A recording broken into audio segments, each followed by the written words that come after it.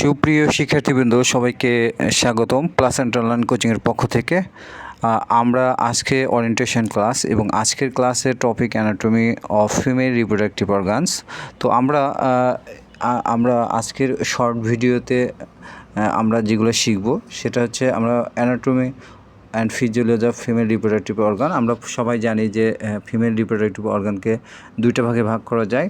আমরা এর ভেতর একটা হচ্ছে এক্সটার্নাল জেনিটেলিয়া, এই এক্সটার্নাল জেনিটেলিয়া এবং ইন্টারনাল জেনিটেলিয়া। এক্সটার্নাল জেনিটেলিয়া এটা আমরা কালেকটিভলি এটাকে ভালভা বলা হয়। তো এখানে প্রথমে এক্সটার্নাল জেনিটেলিয়াতে যে অর্গানগুলো আছে মন্স পিউবিস, এই মন্স পিউবিসের আরেকটা নাম হচ্ছে মন্স ভ্যানেরিস। তো এই মন্স ভ্যানেরিসটা কোথায় থাকে? পেলভিক বোনের সাথে, এখানে ফ্যাটি টিস্যু থাকে এবং এই যখন ডিউরিং পিউবার্টি পিরিয়ড সেই ক্ষেত্রে কিন্তু এই অংশটাতে সেকেন্ডারি হেয়ার গ্রো করে। এরপরে আমরা দেখতে পাচ্ছি লেবিয়া মেজোরা এবং মাইনোরা। তো লেবিয়া মেজোরা এবং মাইনোরা এটা হচ্ছে লার্জ একটা স্কিন ফোল্ডিং, যেখানে ইন্টারনাল অর্গান যেটা এই ইন্টারনাল অর্গানকে প্রোটেক্ট করতে সাহায্য করে এই লেবিয়া মেজোরা এবং মাইনোরা। এরপরে আমাদের দেখতে পাচ্ছি যে এরপরে আমাদের আছে হচ্ছে ক্লাইটোরিস। এই ক্লাইটোরিসটা দেখা যাচ্ছে যে ক্লাইটোরিস এই অংশটা কিন্তু ডিউরিং কয়টাস অথবা সেক্সুয়াল কন্ট্যাক্টের সময় এক্সাইটমেন্ট ক্রিয়েট করে এবং এটা কিন্তু এই অংশটা কিন্তু ইরেকটাইল পোর্শন। তো এরপরে আমাদের দেখা যাচ্ছে যে ভেস্টিবুলটা এখানে কিন্তু এটা কিন্তু ট্রায়াঙ্গল একটা পেস এবং এখানে চারটা ওপেনিং থাকে। এই ওপেনিংগুলো ইউরেথ্রাল ওপেনিং থাকে, ভ্যাজানাল অরিফিস এবং হাইমেন থাকে। ওপেনিং অফ বার্থলিন ডাক্ট পাওয়া যায় এবং সিকেইন গ্ল্যান্ড থাকে। তো আমি এই অংশটাতে হাইমেন লেখা থাকার পরেও আমি বললাম না, কারণ ভেস্টিবুলার গ্ল্যান্ডের চারটা ওপেনিংয়ের মধ্যেও হাইমেন ইনক্লুডেড।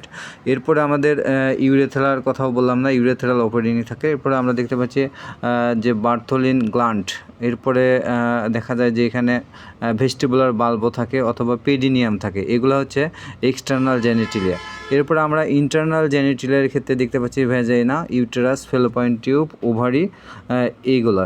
কিন্তু আমাদের পরীক্ষায় যেগুলো আসে ইন্টারনাল জেনিটেলিয়া যেগুলো আছে এইখান থেকেই কিন্তু ম্যাক্সিমাম প্রশ্নগুলো করা হয়ে থাকে। এরপরে আমাদের এক্সেসরি রিপ্রোডাক্টিভ অর্গান হিসেবে ব্রেস্টকে কাউন্ট করা হয়। আমরা এখন যে বিষয়টা জানবো সেটা হচ্ছে ইউটেরাস। তো এই ইউটেরাসের আরেকটা নাম হচ্ছে ওম্ব। পরীক্ষায় আসে uterus is also known as, এটা হচ্ছে ওম্ব। তো এই ওম্ব অথবা ইউটেরাস এক ধরনের হলো মাস্কুলার অর্গান, যেটা কেমন হয় দেখতে? পিয়ার শেপ হয় এবং এটা ফিমেল রিপ্রোডাক্টিভ অর্গানের একটা পার্ট। তো এই অংশ এখানে কিন্তু দেখা যায় যে এইখানে ফার্টিলাইজ যে ওভাম এগটা এটা কিন্তু ইমপ্লান্ট হয় এবং ডিউরিং প্রেগনেন্সিতে ইউটেরাসের ভেতরে কিন্তু ফিটাসটা ডেভেলপ করতে থাকে। আমরা যদি লোকেশন দেখি তাহলে দেখব যে পেলভিক ক্যাভিটির মধ্যেই এই ইউটেরাসের অবস্থান এবং এখানে সামনের পোর্শনে দেখা যায় যে ইউরিনারি ব্লাডার এবং পেছনের পোর্শনে থাকে হচ্ছে রেকটাম। নন প্রেগনেন্ট যে ইউটেরাস থাকে এটার পজিশন হচ্ছে অ্যান্টিভার্টেড এবং অ্যান্টিফ্লেক্স পজিশন। ভেরি ইম্পর্টেন্ট একটা এমসিকিউ এখানে, যে পজিশন অফ ইউটেরাস সেই ক্ষেত্রে অ্যান্টিভার্টেড অ্যান্টিফ্লেকশন পজিশনে থাকে। আমরা যদি সাইজ এবং শেপ দেখি নন প্রেগনেন্ট যে ইউটেরাসের যে সাইজ এটা কিন্তু আমরা লেন্থ, ওয়াইড এবং থিকনেস এই অনুযায়ী পড়ব।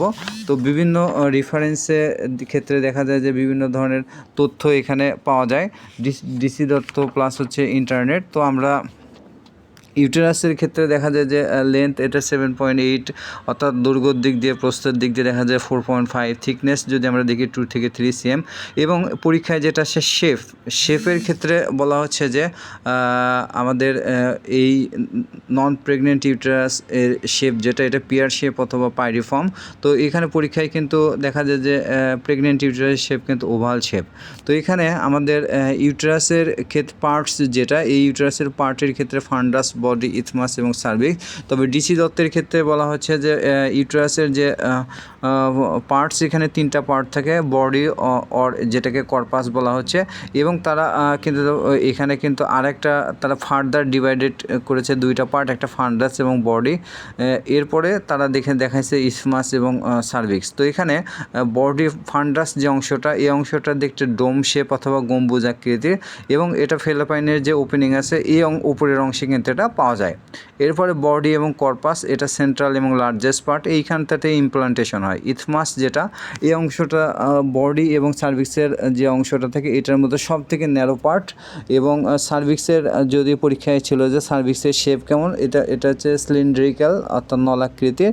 তো এখানে এই অংশটা কিন্তু ভ্যাজাইনাকে ওপেনিংয়ের সাথে কানেক্টেড থাকে, এবং এখানে ইন্টারনাল যে সার্ভিক্সের যে ইন্টারনাল অস থাকে এটা কিন্তু ইউটেরাসের সাথে ওপেনিং থাকে, এবং এক্সটার্নাল যে অস এটা কিন্তু ভ্যাজাইনার সাথে ওপেনিং থাকে। তো আমরা এই ক্ষেত্রে যদি আমরা ইউটেরাসের যে পার্টস এগুলো যদি মনে রাখতে চাই, তাহলে ফান্টাস, বডি, ইথমাস এবং সার্ভিক্স এইগুলাই কিন্তু ইউটেরাসের পার্ট। আমরা যদি লেয়ার দেখতে চাই, লেয়ার আমরা সবাই জানি ইউটেরাসের 3টা লেয়ার, পেরিমেট্রিয়াম যেটাকে আউটার মোস্ট লেয়ার বলা হয়, এবং এই অংশটা সিরাস লেয়ার, এবং এটা কিন্তু পেরিটোনিয়ামের একটা পার্ট। যদিও আমার কথাগুলো খুব স্পিড হচ্ছে, খুবই দ্রুত বলে যাচ্ছি কারণ ভিডিওটা শর্ট করার জন্য। এরপরে ক্লাসে যেভাবে পড়ানো সম্ভব ভিডিওটা এইভাবে রেকর্ড করলে আসলে ওইভাবে বলা যায় না, দ্রুত শেষ করতে হয় এবং কিছু ইনফরমেশনগুলো মিসিং হয়ে যায়। মায়োমেট্রিয়ামের ক্ষেত্রে দেখা যাচ্ছে মিডল মাস্কুলার লেয়ার, যেটা ঠিক একটা স্মুথ মাসলের লেয়ার, এবং এটা ডিউরিং লেবার এবং মেনস্ট্রেশনের ক্ষেত্রে কন্ট্রাকশন করে। আমরা এন্ডোমেট্রিয়াম যে লেয়ারটা, এটা হচ্ছে সব থেকে ভেতরের অংশ, যেটা ইনার মোস্ট লেয়ার। এই অংশটা মিউকাস মেমব্রেনের এক ধরনের লেয়ার, এই অংশটাতেই কিন্তু ইমপ্লান্টেশন হয়। এবং ডিউরিং মেনস্ট্রেশনের ক্ষেত্রে যদি দেখা যায় যে ফার্টিলাইজেশন না হয়, সেই ক্ষেত্রে কিন্তু এই অংশটা শেডিংয়ের মাধ্যমে বের হয়ে যায়। এখানে দুইটা ব্লাড সাপ্লাইয়ের ক্ষেত্রে আর্টারি এবং ভেইনের মাধ্যমে ব্লাড সাপ্লাই হয়। মেইনলি যে আর্টারিটা থাকে এটা ইউটেরিন আর্টারি, এই অংশটা কিন্তু ইন্টারনাল ইলিয়াক যে আর্টারি আছে এটার একটা ব্রাঞ্চ। এরপর আমাদের দেখতে পাচ্ছি যে ভেইন যেটা, এই অংশটাতে ইউটেরাইন ভেনাস প্লেক্সাসের ড্রেন থেকে কিন্তু ইন্টারনাল ইলিয়াক ভেইন্সের মাধ্যমে ব্লাড সাপ্লাই করে। আমরা যদি ফাংশন দেখতে পাবো যে ইউটেরাসের আসলে ফাংশনটাকে মেনস্ট্রেশন, ফার্টিলাইজেশন সাইটটাকে প্রিপারেশন করে, ইমপ্লান্টেশন অ্যান্ড প্রেগনেন্সি মেনটেন করে, এবং লেবারের ক্ষেত্রে মায়োমেট্রিয়াম যেটা আছে এই অংশটা কিন্তু কন্ট্রাকশনের মাধ্যমে ফিটাসটাকে এক্সপেল করতে সাহায্য করে। ইউটেরাসের যে সাপোর্টিং লিগামেন্টগুলো থাকে এটা হচ্ছে ব্রড লিগামেন্ট, রাউন্ড লিগামেন্ট, ইউট্রোস্যাক্রাল একটা লিগামেন্ট থেকে, এবং কার্ডিনাল লিগামেন্ট। ব্রড লিগামেন্ট যেটা, এইখানে পেরিটোনিয়ামে ডাবল একটা ফোল্ডিং থাকে। রাউন্ড লিগামেন্ট কিন্তু এই অংশটা ইউটেরাসের যে অ্যান্টিভার্টেড পার্টটা এটাকে সাপোর্ট প্রদান করে, এবং ইউট্রোস্যাক্রাল লিগামেন্ট যেটা ইউটেরাসের পিছনের অংশটাকে সাপোর্ট প্রদান করে। কার্ডিনাল লিগামেন্টটা সার্ভিক্স থেকে প্রাথমিকভাবে সাপোর্ট করে। আমরা এই ডিউরিং প্রেগনেন্সিতে কিন্তু ইউটেরাইন চেঞ্জ পাওয়া যায়। ইউটেরাইন চেঞ্জের ক্ষেত্রে দেখা যায় যে ইউটেরাসের যে সাইজ, ওয়েট এবং ক্যাপাসিটি, আমরা এটা ভেরি ইম্পর্ট্যান্ট। ইউটেরাসের যে ওয়েট এটা কিন্তু জানতে হবে পরীক্ষায়। নন প্রেগনেন্ট ইউটেরাসের যে আমাদের ওয়েট এই ক্ষেত্রে পরীক্ষায় আসে যে এটা এভারেজে 60 গ্রাম, এবং রেঞ্জ অনুযায়ী এটা 50 থেকে 80 গ্রাম পর্যন্ত হতে পারে। বিভিন্ন রেফারেন্সে বিভিন্ন ধরনের তথ্য এখানে আছে। তো আমরা এই অংশটা, এই প্রশ্নটার অ্যান্সার আমরা অপশন বেসড দেব, এবং নন প্রেগনেন্ট ইউটেরাসের যে ওয়েট এই ক্ষেত্রে 900 থেকে 1000 গ্রাম পর্যন্ত হতে পারে। এখানে ইউটেরাইন চেঞ্জের ক্ষেত্রে বলা হচ্ছে যেহেতু এখানে ফিটাস ডেভেলপ হয়, সেই জন্য এটা শেপ, সাইজ এবং ক্যাপাসিটিও কিন্তু প্রেগনেন্সি পিরিয়ডে বেড়ে যায়। সেই সাথে মাস্কুলার হাইপারট্রফি হয়, অর্থাৎ মাংসের যে সেল এর সাইজ এটা কিন্তু বেড়ে যায়, এবং এখানে ব্লাড সাপ্লাইটাও বেড়ে যাবে। সেই সাথে দেখা যাচ্ছে যে ক্লিনিক্যাল রিলেভেন্স যেটা ডিউরিং প্রেগনেন্সি অথবা গাইনোকোলজিক্যাল যে প্রবলেমগুলো হয় ইউটেরাস রিলেটেড, সেগুলোর মধ্যে হচ্ছে ইউটেরাইন ফাইব্রয়েডস, এটা এক ধরনের বিনাইন টিউমার যেটা মায়োমেট্রিয়াম হয়ে থাকে। এন্ডোমেট্রিয়াসিস কথার অর্থ হচ্ছে growth of endometrial tissue outside ইউটেরাসের বাহিরে যদি এন্ডোমেট্রিয়াল টিস্যু গ্রো করে সেটা হচ্ছে এন্ডোমেট্রিয়াসিস। এবং অ্যাডিনোমাইসিস বলা হচ্ছে যে মায়োমেট্রিয়ামের ভেতরে যদি এন্ডোমেট্রিয়াল টিস্যু গ্রো করে সেটা হচ্ছে অ্যাডিনোমাইসিস। প্রোল্যাপস ইউটেরাস যেটা যে downward displacement due to weak support, আমাদের যে লিগামেন্টগুলো আছে এগুলো যদি প্রপারলি কাজ না করে সেই ক্ষেত্রে এটা ইউটেরাসটা নিচের দিকে ডিসপ্লেস হয়ে যায়, তখন সেটাকে প্রোলাপস ইউটেরাস বলা হচ্ছে। ইউটেরাইন রাপচার যেটা, এটা কিন্তু ভেরি রিয়ার একটা কেস, তবে এটা ডিউরিং লেবারের ক্ষেত্রে হয়ে থাকে। তো এরপর আমরা দেখতে পাচ্ছি যে ফেলোপাইন টিউবের আরেকটা নাম হচ্ছে ইউটেরাইন টিউব অথবা ওভিডাক্ট। এবং আমরা ফেলোপাইন টিউব এটা এক ধরনের ন্যারো মাস্কুলার হলো একটা টিউব যেটা ওভারি এবং ইউটেরাসের মধ্যে কানেক্ট করে।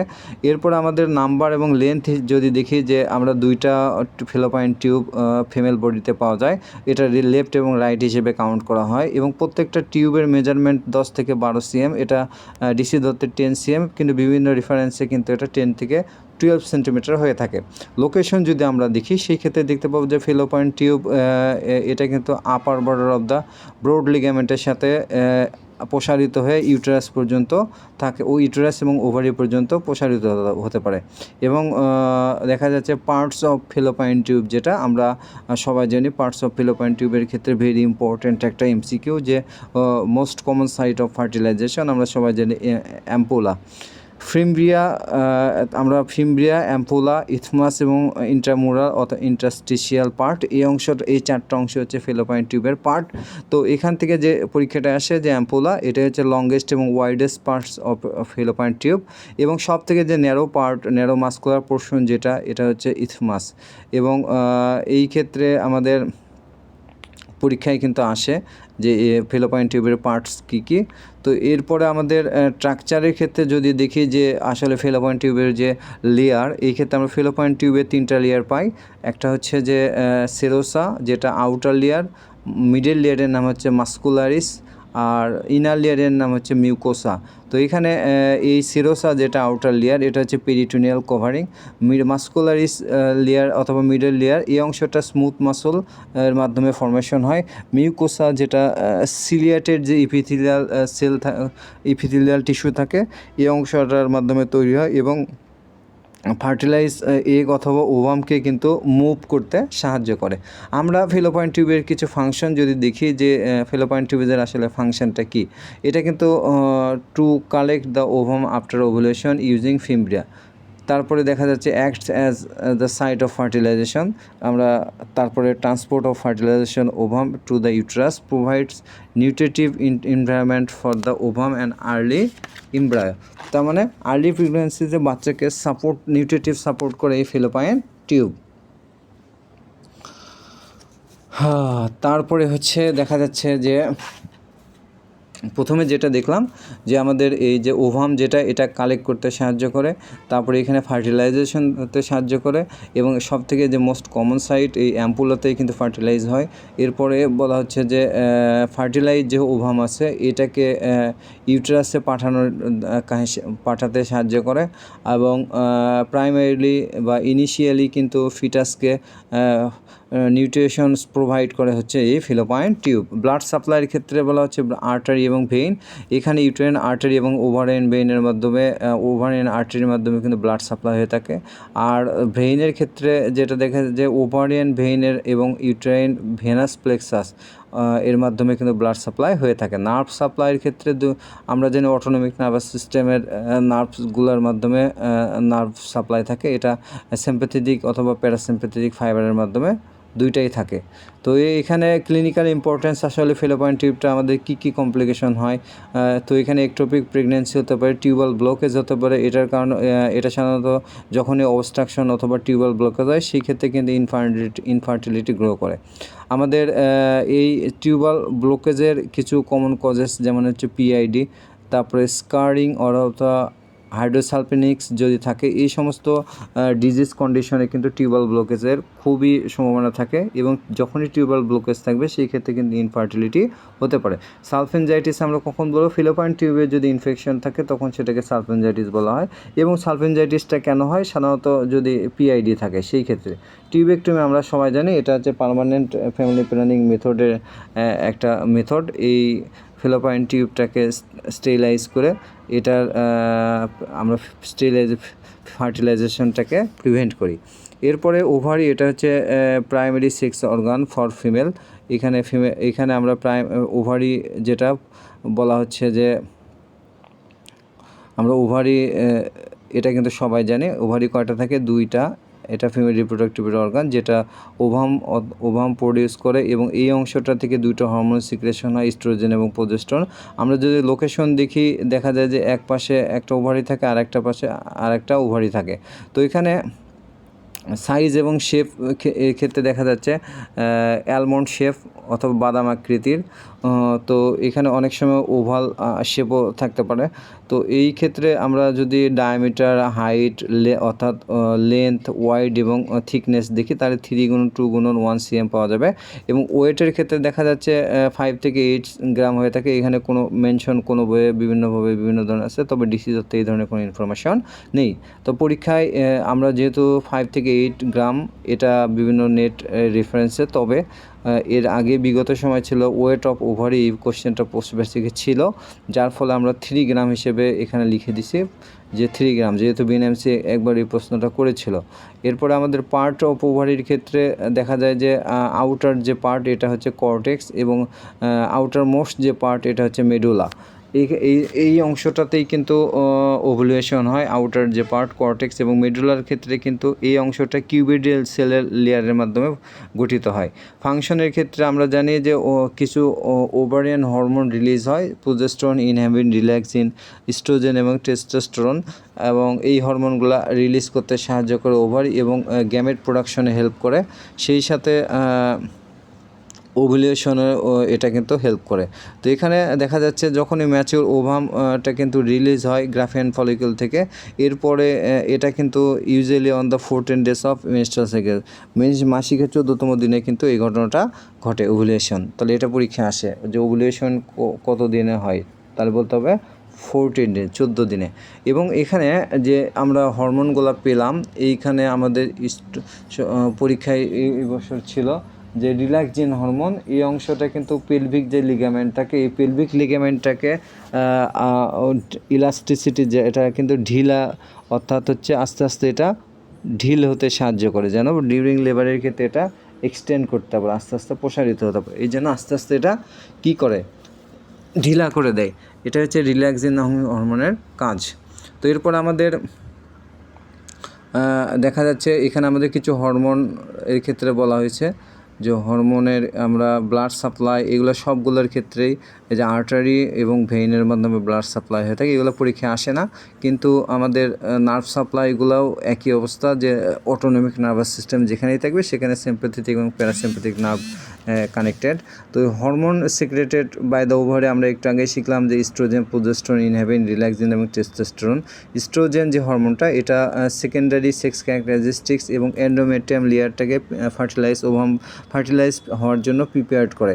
এবং প্রোজেস্টেরনের ক্ষেত্রে আমাদের প্রেগন্যান্সি মেনটেন করে এবং এন্ডোমেট্রিয়াম যে লেয়ার এটাকে ইমপ্লান্টেশনের জন্য প্রিপেয়ার্ড করে। ইনহিবিন এই অংশটা দেখা যায় যে ফলিকল স্টিমুলেটিং হরমোন, যেটা এটা পিটুইটারি গ্ল্যান্ড থেকে যেন বের হতে না পারে বা রিলিজ না হতে পারে, এই ক্ষেত্রে ইনহিবিট করে।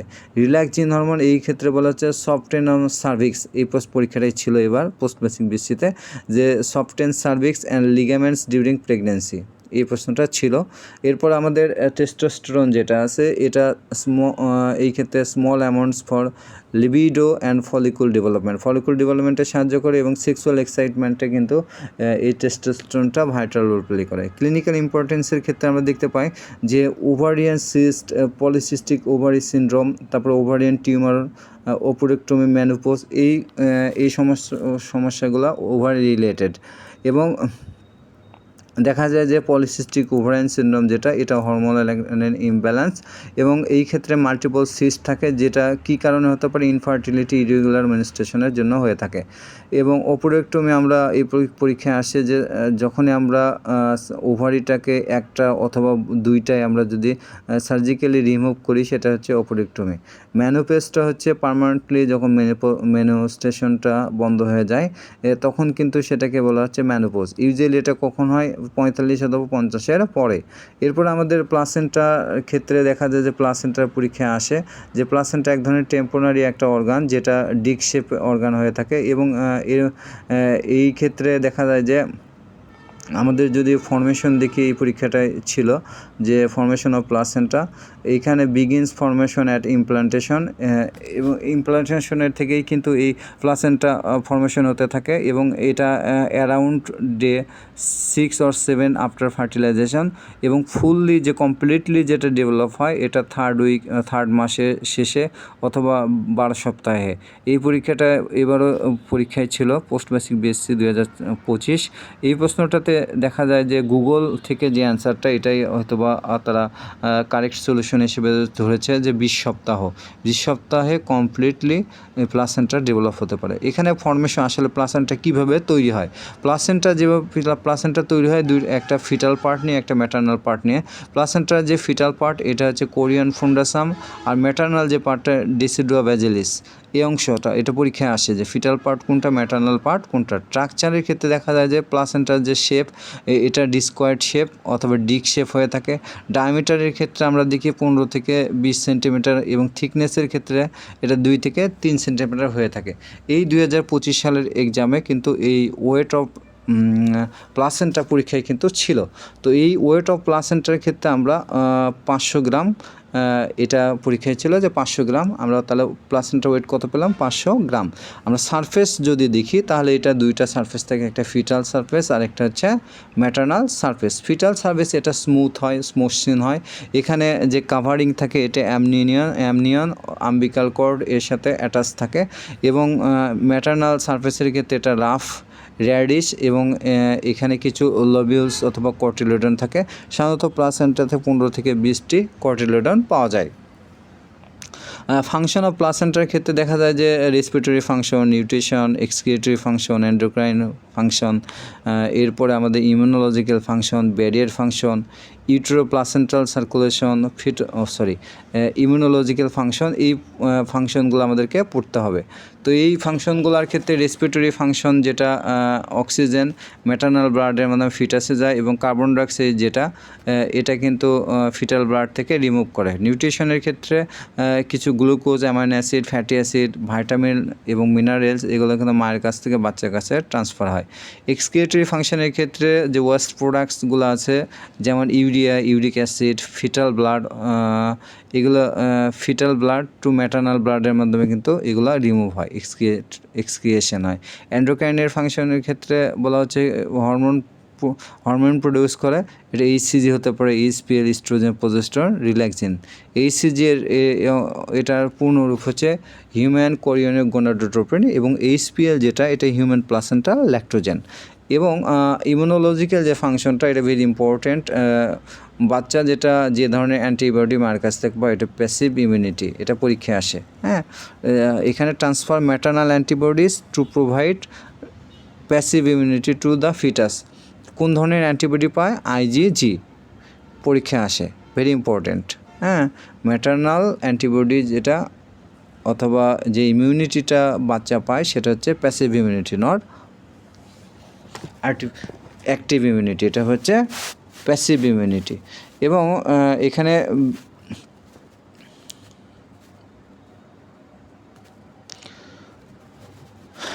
এখানে কিন্তু ফিটোপ্লাসেন্টাল যে সার্কুলেশনটা, প্লাসেন্টাল সার্কুলেশনের ক্ষেত্রে ফিটোপ্লাসেন্টাল সার্কুলেশন সেটা ফিটাস থেকে আম্বিকাল আর্টারির মাধ্যমে প্লাসেন্টা দিয়ে এক্সচেঞ্জ হয়, এবং আম্বিকাল ভেইন দিয়ে ফিটাসের কাছে চলে যায়, এবং এখানে ফিটাস দিয়ে বের হয়ে যায়।